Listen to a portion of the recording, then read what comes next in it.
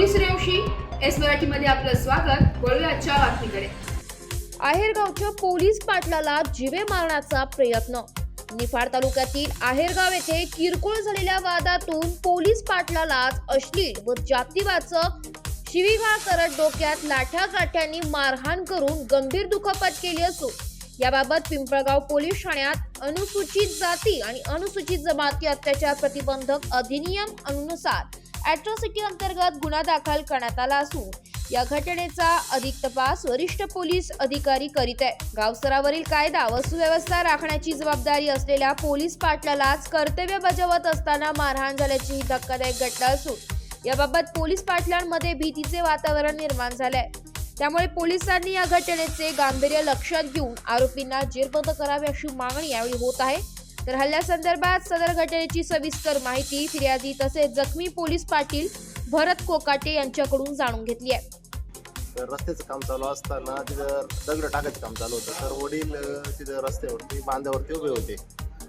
बांधावर उभे असताना लबडे कंपनी यांचा मुलगा सायकलवर चालला होता आणि पुढे ट्रॅक्टर खाली होता असताना तो त्या वडिलांच्या छातीला धक्का लागून पुढे गेला निघून।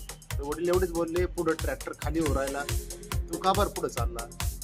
तर तो बोलला मला टाईम झाला मला। तर एवढं बोलल्यानंतर तो त्यांच्या आई वडिलांकडे निघून गेला आणि परत ते 4 वाजता आले।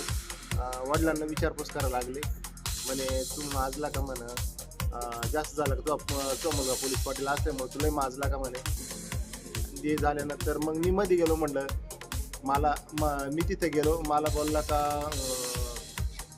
तुझा मुलगा पोलीस पाटील असं तुलाही माजला म्हणे आणि मला बोलला का म्हणे तू पोलीस आले तिकडेच जाय म्हणे आणि मग मला पण माझ्यावरती मारहाण केली। पोलीस पाटलाचा काही संबंध नाही म्हणे, तू इथून निघ म्हणत।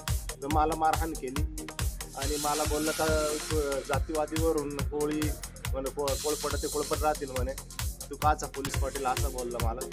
आणि वडिलांना पण मारहाण केली, माझ्या मंडळीला पण मारहाण केली, आईला पण मारहाण केली आणि आईची गळ्यातली मंगळसूत्र पण ते पोत चोरीला गेली।